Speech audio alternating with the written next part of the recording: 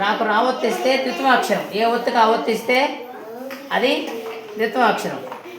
ఒక హల్లుకి వేరే ఒత్తిస్తే సంయుక్తాక్షరం.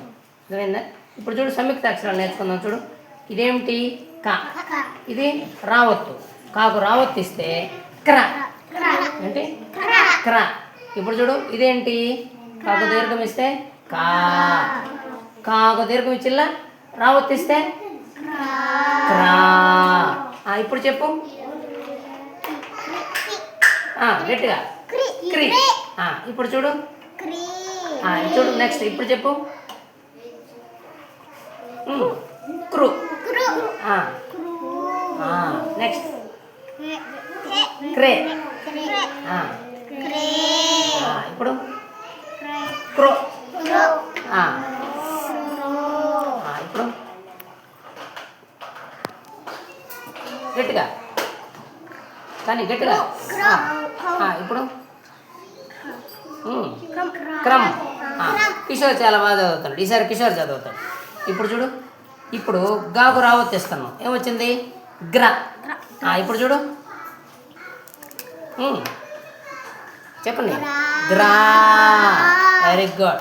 ఇప్పుడు చూడు, గా గుడిస్తే గి, రావతిస్తే గ్రి. ఇప్పుడు చూడు, గాగుడు పొల్లిస్తే గీ, గాగుడు పొల్లిస్తే గీ, దానికి రావతిస్తే గ్రీ. గా కొమ్మిస్తే గు, దానికి రావతిస్తే గ్రు. గ్రు. తర్వాత గా కొమ్ము దీర్ఘం ఇస్తే గూ, దానికి రావత్తిస్తే గ్రూ. తర్వాత గా కేతం ఇస్తే గే, గేకు రావత్తిస్తే గ్రే. గాకు గాకేతను పొల్లిస్తే గే, దానికి రావత్తిస్తే గ్రే. ఇప్పుడు గా కోతం ఇస్తే ఎంత చెప్పు? గా కోతం ఇస్తే గో. గా కోతం ఇస్తే గో, దానికి రావత్తిస్తే గ్రో. గ్రో. తర్వాత గా కోతం పొల్లిస్తే గో, దానికి రావత్తిస్తే గ్రో. తర్వాత గా కౌతం ఇస్తే గౌ, దానికి రావత్తిస్తే గ్రౌ. గాకు సున్నా పెడితే గమ్, దానికి రావత్తిస్తే గ్రమ్. ఏంటి? గ్రమ్. ఇప్పుడు చూడు, నేను ఒకటి పెడతా ఇక్కడ.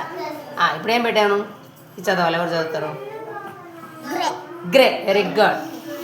ఇప్పుడు చెప్పు, నువ్వు చెప్పు. ఇప్పుడు చెప్పు. Very good. ఇప్పుడు చెప్పు. గ్ర. ఇప్పుడు చెప్పు.